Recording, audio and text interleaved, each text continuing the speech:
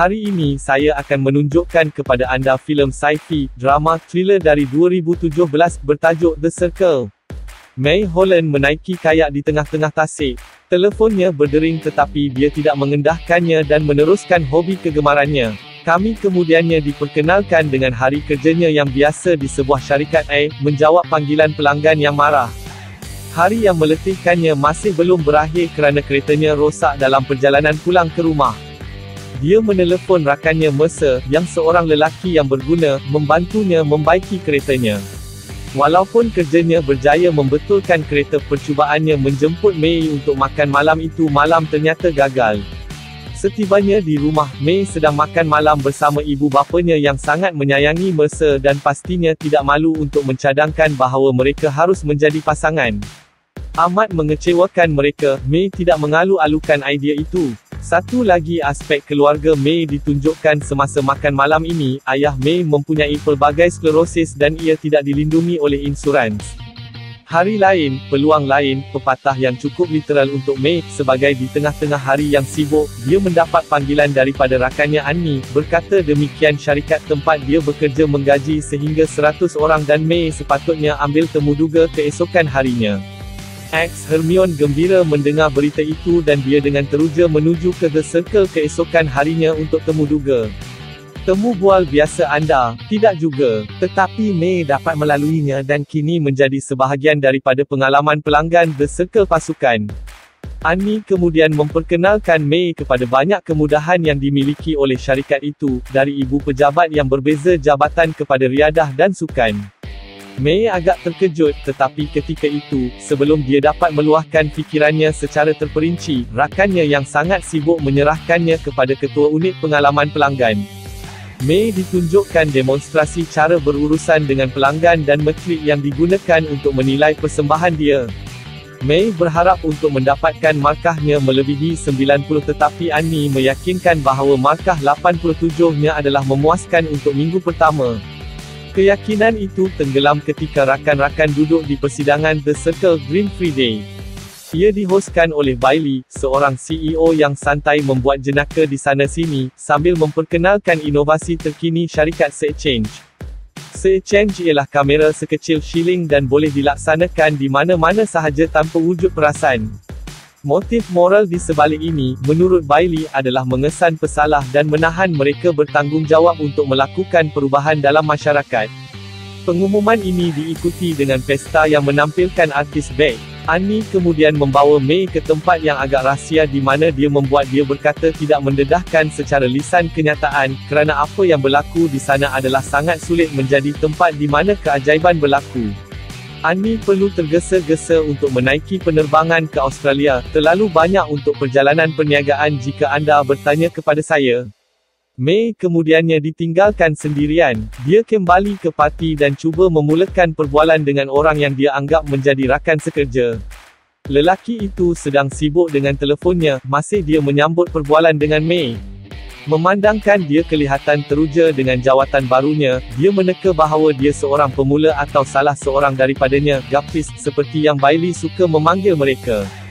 Dia secara pelik memberitahunya, dengan sedikit sindiran, untuk meneruskan keseronokan itu semasa dia pergi satu perkara yang mendesak. May menghabiskan hujung minggu di perhimpunan tertentu dengan ibu bapanya yang membanggakan dirinya menjadikannya syarikat terhebat di negara ini. Mereka masih cuba membujuknya dengan Mercer tetapi May tidak begitu menggemari idea itu dan dia pergi sejauh mengatakan beberapa kata-kata yang menyakitkan kepadanya, sedikit sebanyak merendahkan. Sebaik sahaja kembali ke meja dengan ibu bapanya, ayahnya mengalami episod dan ibunya mengiringinya kembali ke dalam. Merasa terharu, May pergi berkayak sambil membiarkan kesedihannya mengalir di pipinya dalam bentuk air mata.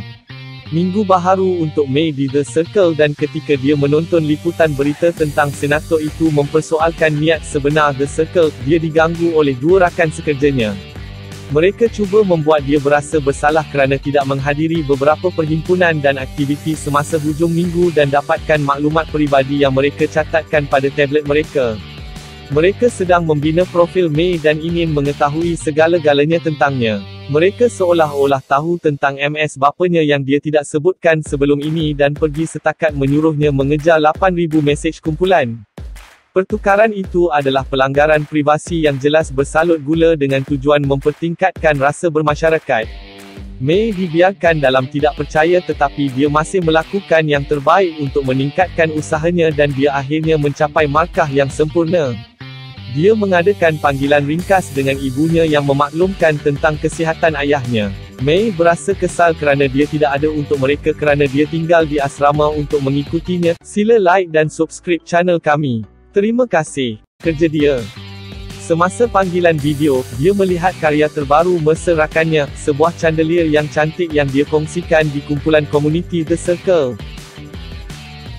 Mereka boleh menyelamatkan kanak-kanak daripada pemangsa dengan teknologi mereka. May kagum sehingga diberitahu bahawa ia bukan melalui gelang yang dipakai tetapi chip yang dilaksanakan dalam tulang.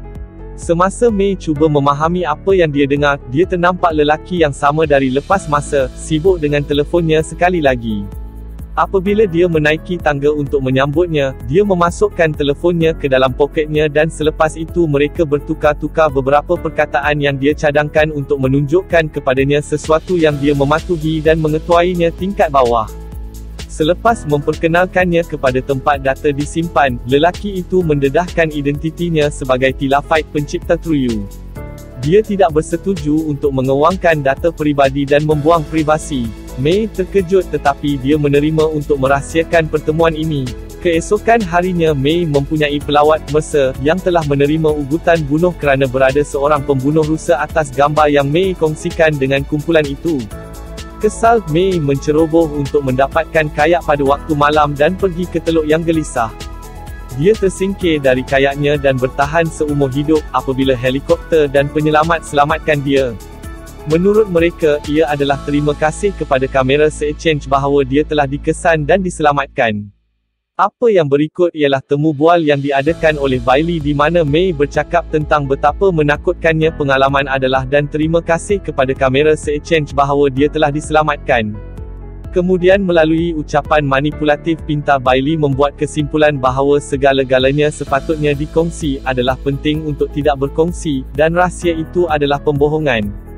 May Holland ialah subjek pertama yang mempunyai kamera se-exchange mudah alih 24/7. Dalam orang ramai yang gembira bertepuk tangan dengan inisiatifnya, kami melihat Annie yang sangat kecewa, tidak seperti dirinya yang bersemangat sebelum ini dan juga T yang kecewa. Oleh itu, May diperhatikan dari bangun pagi dan melakukan kebersihan yang paling asas rutin sehingga membuat panggilan dengan ibu bapanya, dan harinya di tempat kerja.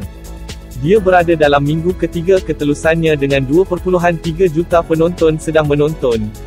Apabila dia kembali ke bilik asramanya, dia memeriksa orang-orangnya melalui kamera dan tangkapan mereka menjadi intim untuk dilihat oleh seluruh dunia. May berasa malu tetapi cuba menepisnya. Dia cuba memeriksa mereka sekali lagi tetapi kamera mereka diputuskan. Keesokan harinya, dalam perjalanannya mengelilingi kampus, May ternampak Annie tetapi Annie mengelaknya dan terus berjalan sehingga May memanggilnya dengan nama penuhnya. May mempunyai masa 3 minit untuk menonton video untuk penggunaan bilik mandi dan disitulah dia mendapat tempat peribadi bercakap dengan Annie yang lesu yang memberitahu May bahawa dia sangat mendalam dan ada perkara yang dia lakukan tidak sedar. Semasa mesyuarat tentang pendaftaran undi, May mencadangkan agar ia lebih baik adalah wajib bagi semua orang untuk mengundi melalui bulatan, untuk negara demokrasi yang idealnya suara semua orang kedengaran. Annie cuba memasukkan perasaan ke dalam dirinya semasa mesyuarat tetapi tidak berjaya. Sebaliknya, idea untuk memuliakan bulatan melalui inisiatif ini adalah lebih daripada disambut oleh Bailey.